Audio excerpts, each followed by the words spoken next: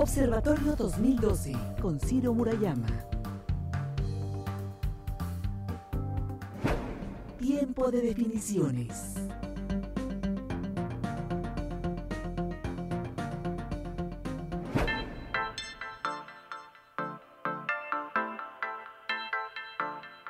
Consejero presidente del Instituto Electoral del Distrito Federal, Gustavo Ansaldo Hernández es licenciado en Derecho por la Facultad de Derecho de la Universidad Nacional Autónoma de México, con estudios de maestría en la misma casa de estudios.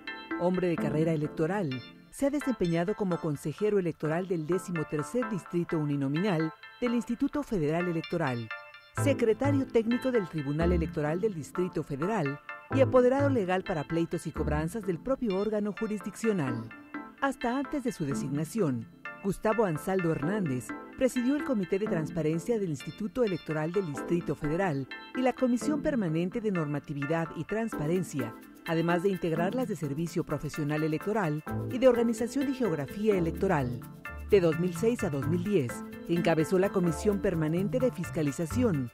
Durante el proceso electoral de 2006, estuvo al frente de la Comisión Provisional, encargada de sustanciar el procedimiento de imposición de sanciones a los consejeros electorales distritales del Instituto Electoral del Distrito Federal. Aunado a su carrera en los órganos jurisdiccionales, imparte conferencias y cursos en diversas instituciones, además de participar activamente en congresos y foros de temas electorales. A partir de noviembre de 2010, se desempeña como presidente del Instituto Electoral del Distrito Federal.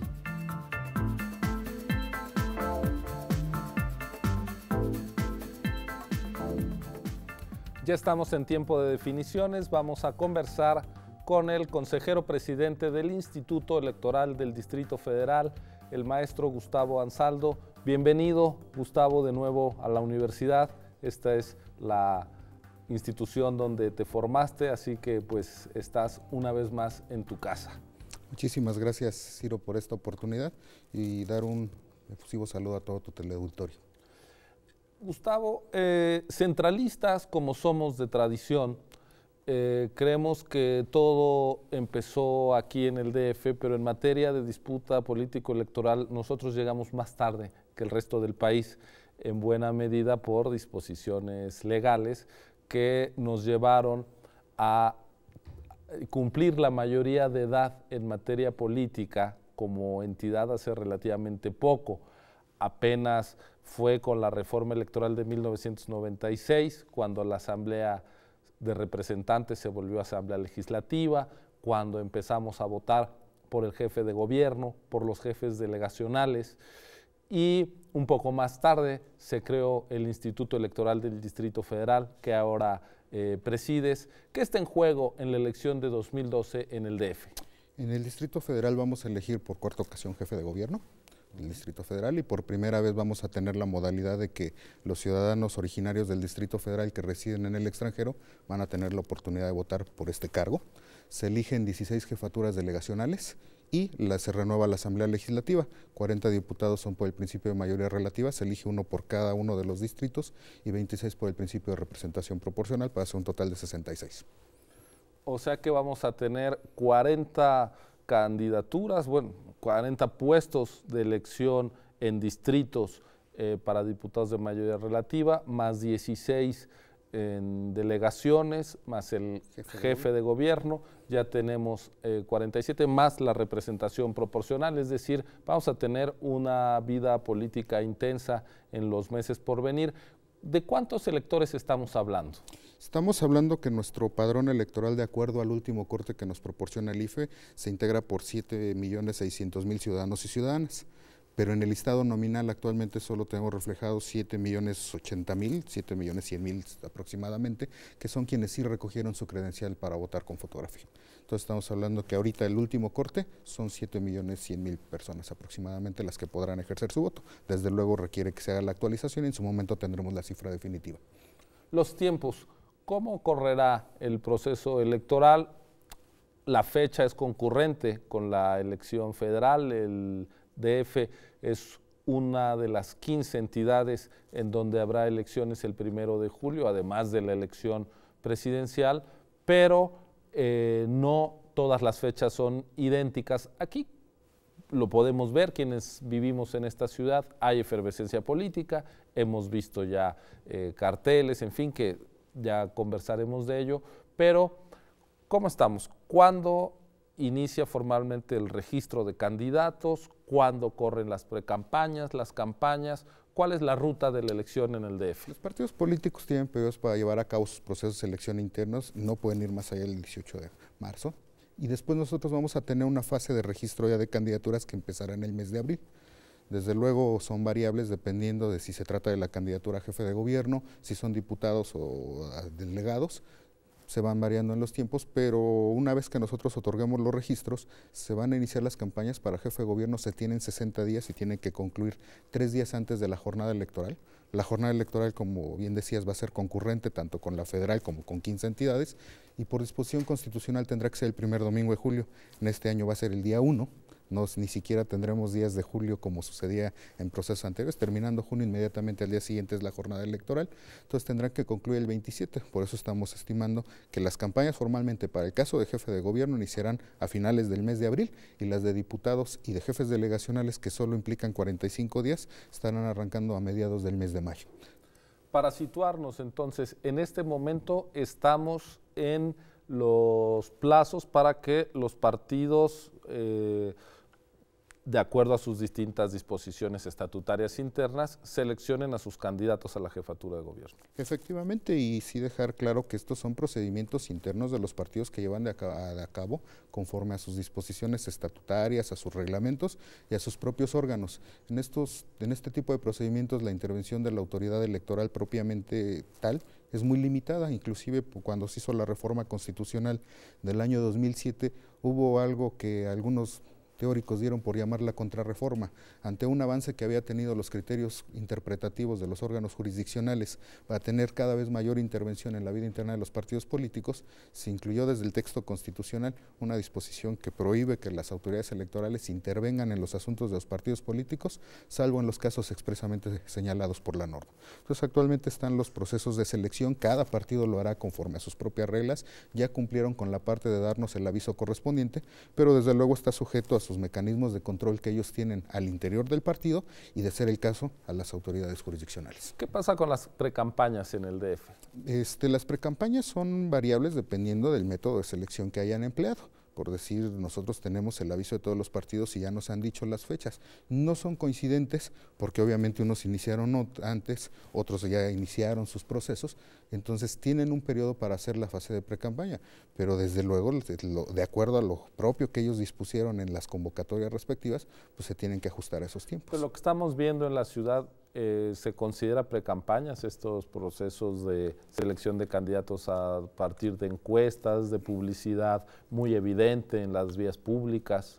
Bueno, en la ciudad tenemos la conflagración de diversos métodos publicitarios.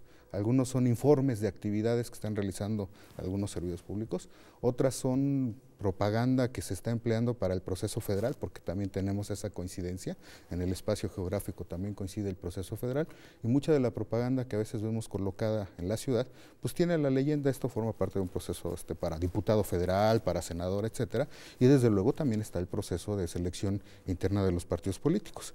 La verdad es que sería difícil en este momento hacer un prejuzgamiento de si reúnen o no reúnen las condiciones, porque al Instituto Electoral se han promovido una importante cantidad de quejas y denuncias en donde lo que está en juego, lo que precisamente se denuncia por parte de los promoventes, es que ha habido actos anticipados, que se está llevando a cabo actos de proselitismo fuera de los tiempos que marca la norma y que obviamente eso podría impactar en los principios que rigen el proceso electoral, particularmente el de equidad. Cuando una persona sale antes a publicitar su imagen en aras de tener una mayor presencia ante la población, pues rompe con el principio de equidad, porque los otros se están ajustando a los tiempos. Esto quiere decir que están llegando a la mesa del Consejo General del Instituto Electoral del Distrito Federal impugnaciones por eventuales actos de campaña, entonces habría que esperar no la pronunciación del consejero presidente esta noche con nosotros, sino el pronunciamiento del Consejo para evitar juicios anticipados de su parte, ¿no? Sí, de hecho, la verdad es que de acuerdo al mecanismo que prevé la norma, es un poco complejo, porque este asunto se turna a una comisión de consejeros que son los que le dan el trámite, la sustanciación al procedimiento, y ya una vez agotada toda la fase de sustanciación nos hacen una propuesta de proyecto de resolución. Entonces muchas de las decisiones que se toman recaen en esta comisión de asociaciones políticas que integran 3 de mis colegas y que son los que van dándole, digamos, forma al procedimiento hasta llegar con la fase del proyecto. Este se presenta a Consejo General y es cuando se toman las definiciones. Por supuesto, no solo es la parte que tiene que ver con la normativa, sino también con los criterios jurisdiccionales que nos van imponiendo los tribunales. Ok, pues estaremos viendo en las próximas semanas cómo se pronuncian las autoridades. Estamos conversando con Gustavo Ansaldo, consejero presidente del Instituto Electoral del Distrito Federal. Esto es Observatorio 2012. Continúe con nosotros.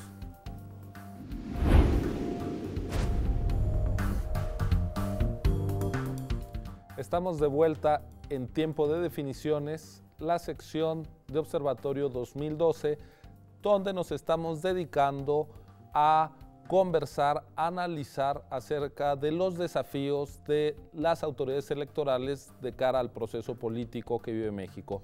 Hoy charlamos con Gustavo Ansaldo, el consejero presidente del Instituto Electoral del Distrito Federal. Gustavo, el DF en materia electoral tiene algunas peculiaridades que pues no ocurren por lo mismo en el resto del país.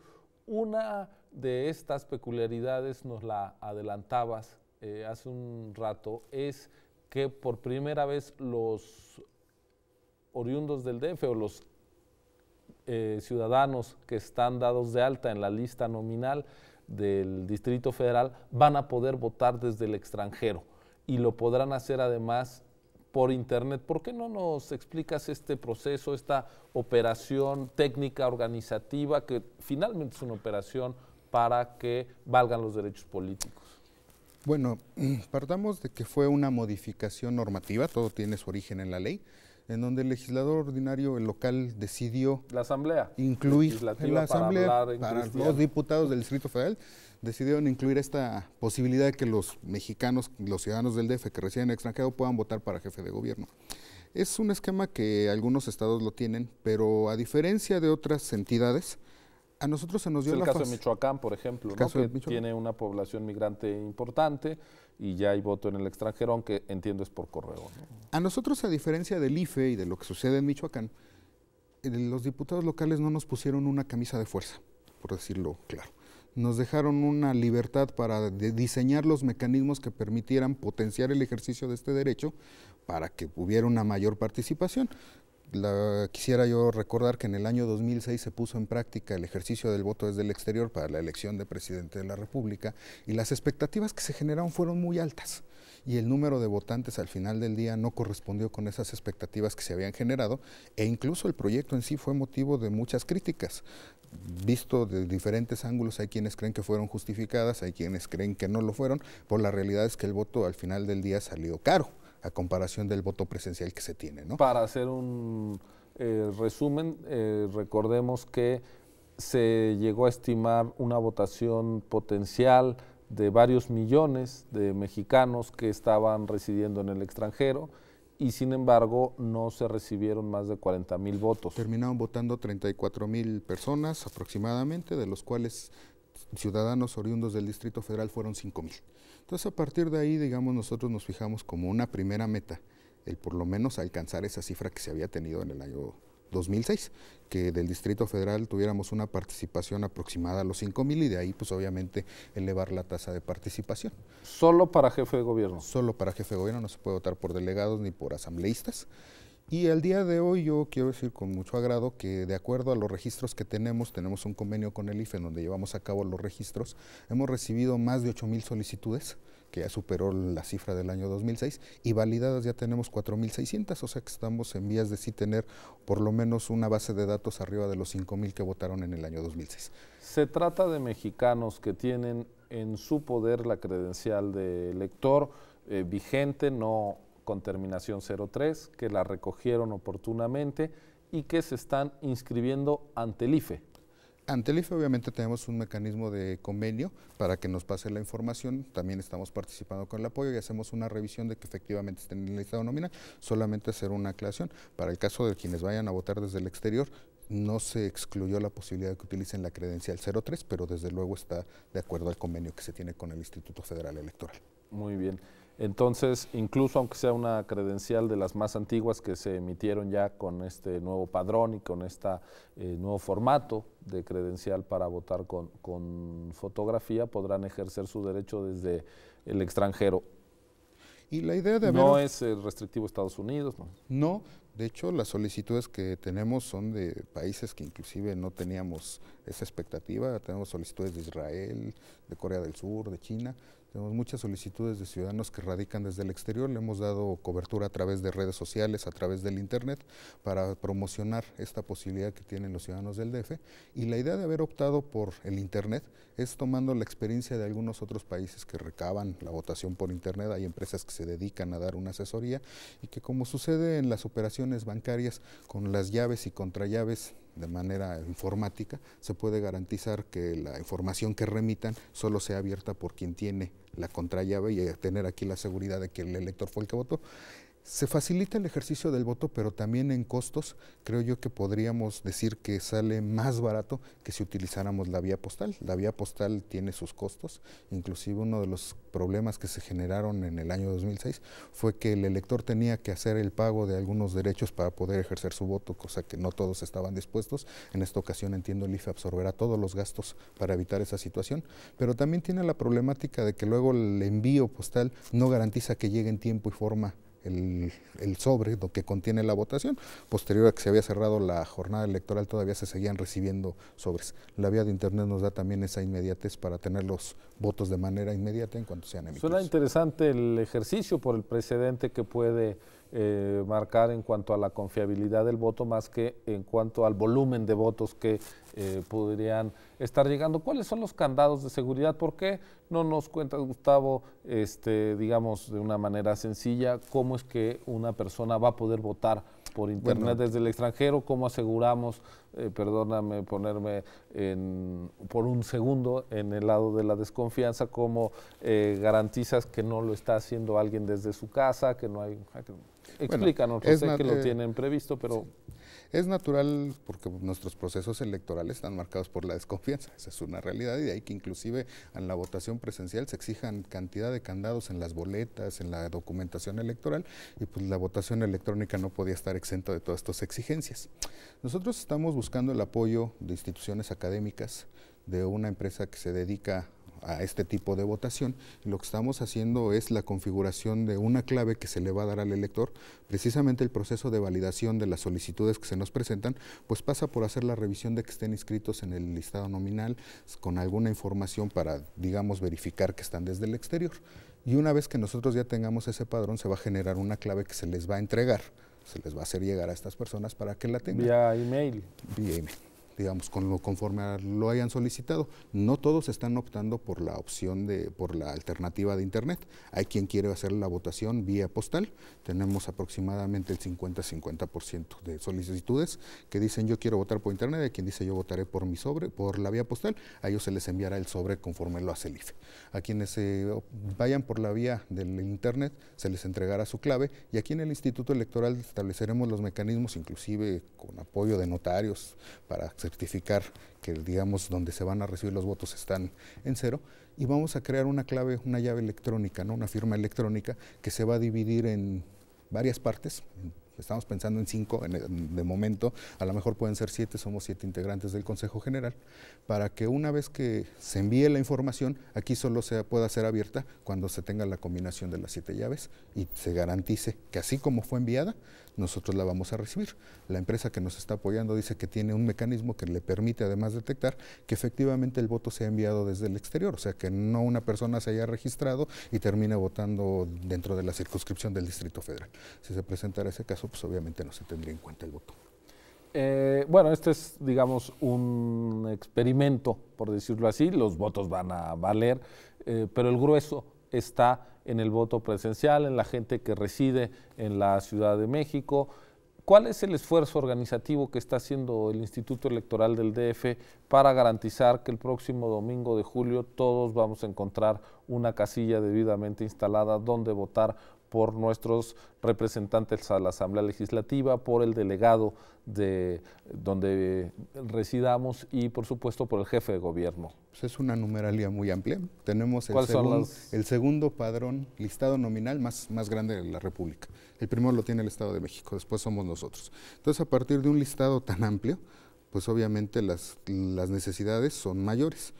Son 3 tipos de boleta. Considerando al grueso de 7 millones de electores, estamos hablando de que tenemos que mandar a imprimir por lo menos 21 millones de boletas. Entonces, hay que descontar a quienes se registran desde el exterior. Los 21 millones de boletas es una cantidad importante. ¿Y cuántas casillas están pensando instalar? Aproximadamente 12.500, 12.700 casillas. Que eso implica un esfuerzo de capacitación. De capacitación. En una primera fase tenemos como meta aproximadamente 115,000 ciudadanos para hacer una capacitación y a partir de ahí tener ya un número de ciudadanos, hacer una segunda capacitación, reducirlo a 75,000 y quedarnos con los 38,000 finalmente que van a ser quienes sean propietarios para el día de la jornada electoral, desde luego con sus reservas y también con los suplentes.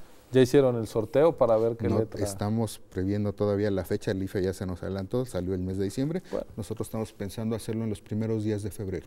Muy bien, pues ya lo sabe, dentro de una semana será el sorteo para la notificación a los ciudadanos que fungirán como funcionarios de casilla en el Distrito Federal. Esté usted pendiente, usted puede ser uno de los vecinos que se haga cargo del día clave de la elección del proceso democrático que vivimos, que es el próximo domingo 1 de julio. Estamos en Observatorio 2012 conversando con el consejero presidente del Instituto Electoral del Distrito Federal. Volvemos en un momento.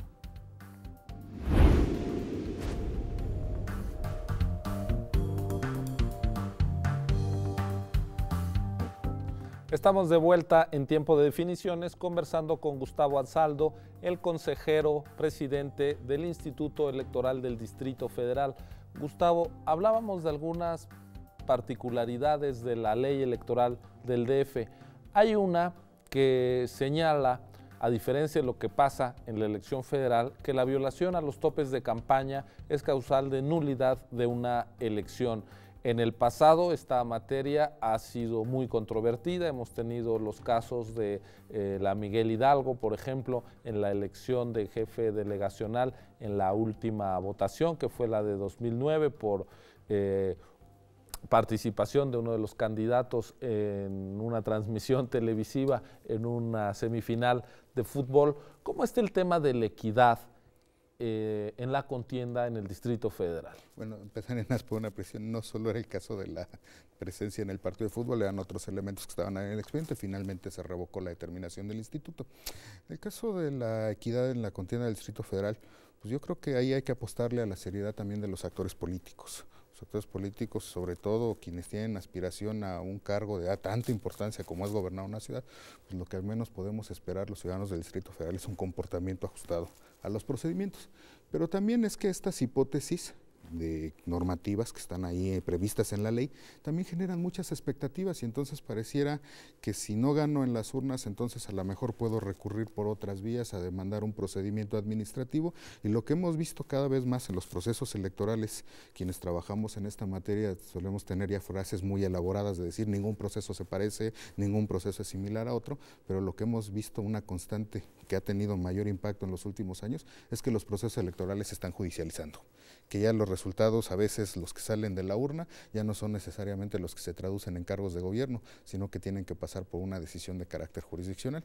Por supuesto, como Instituto Electoral estamos tomando algunas medidas para evitar que esto sea así, pero también estamos previendo que de llegar así tendremos que darle el trámite que corresponda a las denuncias que se presenten y tomar la decisión que corresponda. ¿Cuáles son los topes de gasto de campaña que aplicarán para esta elección? Los topes todavía no se fijan en función de una fórmula que prevé el código tomando en cuenta el número de días de campaña, son 60 de jefe de gobierno, 45 de jefe de diputados, 45 de jefes de delegaciones, se hace una suma, después se divide entre, digamos, la cantidad de financiamiento y se va determinando el tope, varía de elección en elección, todavía no tenemos el cálculo preciso, no quisiera yo adelantar el dato, pero en días próximos lo estaremos tomando y se publicitarán.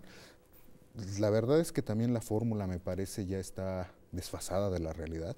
A veces las cantidades que resultan para determinadas delegaciones. Digo, en el caso del jefe de gobierno la cantidad puede ser importante, pueden ser 50 millones de pesos, pero en el caso de algunas diputaciones y jefaturas delegacionales los montos que se establecen son de 700,000 pesos.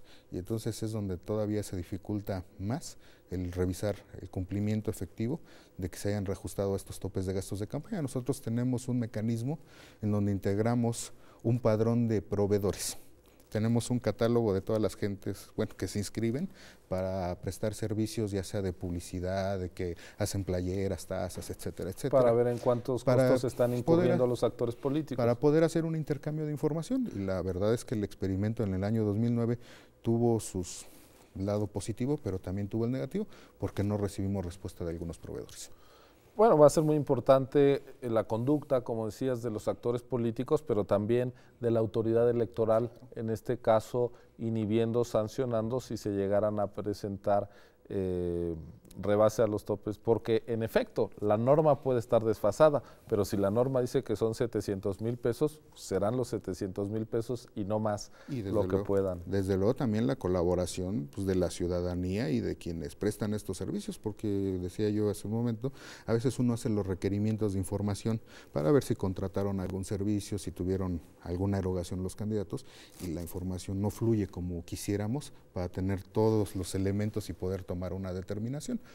Aquí también un señalamiento: a partir de las reformas del año 2007, tal vez lo tengas presente, ya el tema de los consejeros en la participación de la revisión de los recursos de los partidos políticos en la fiscalización ya no es como antes, ya no es tan directa, porque por algunas experiencias que se tuvieron en el anterior se decidió que ya los consejeros no intervinieran en eso, y todos los institutos, bueno, en la mayoría, que es el caso del Distrito Federal, tenemos una unidad técnica que se dice especializada y cuenta con autonomía de gestión. Entonces es la que se encarga de desahogar todos estos procedimientos, y al Consejo solo llegan ya las propuestas de resolución, ya no se tiene una participación directa en lo que es el proceso de revisión. Ustedes se pronunciarán en todo caso por lo que prepare la unidad técnica de fiscalización. ¿Qué desafíos identificas de cara a la elección del próximo 1 de julio en el Distrito Federal?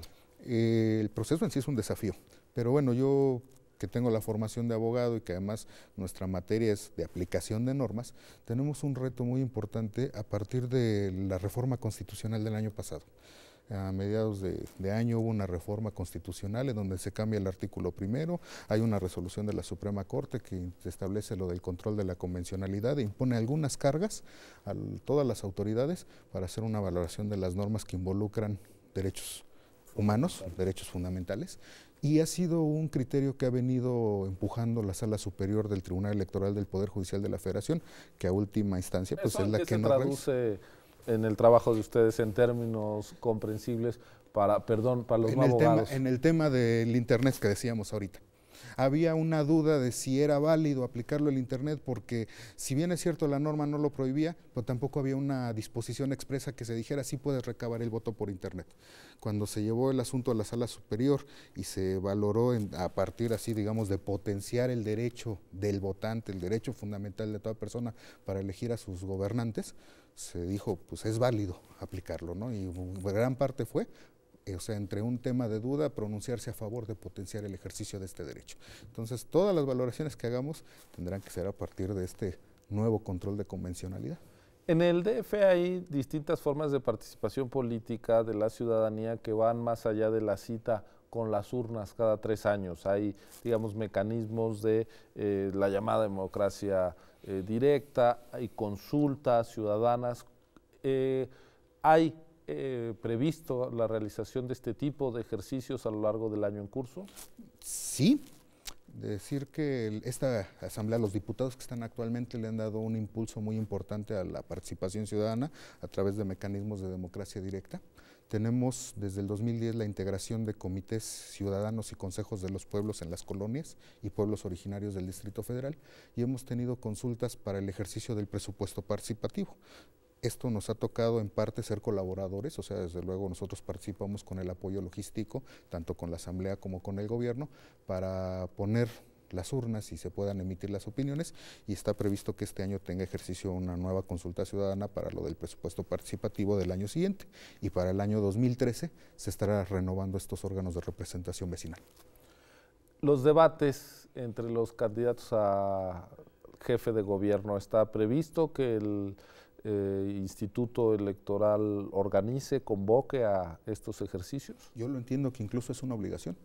Desde luego está condicionado a que los partidos políticos se pongan de acuerdo. Ahorita nosotros tenemos un espectro de 7 partidos políticos sentados en la mesa, pero este escenario puede cambiar si hubiera coaliciones.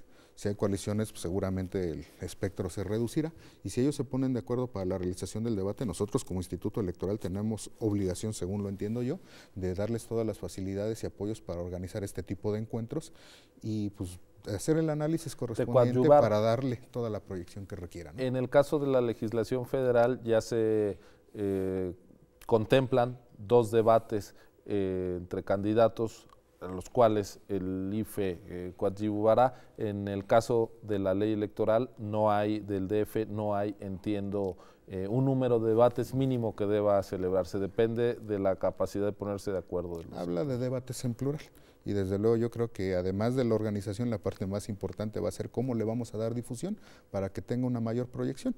Nosotros en el 2009 hicimos un debate con algunos actores políticos que representaban a los partidos, lo hicimos en las instalaciones del Instituto Electoral, pero lamentablemente por las restricciones que tenemos para contratar tiempos en medios electrónicos, en radio y televisión, solo hicimos una transmisión vía internet que pues desde luego no tuvo el alcance que hubiéramos querido.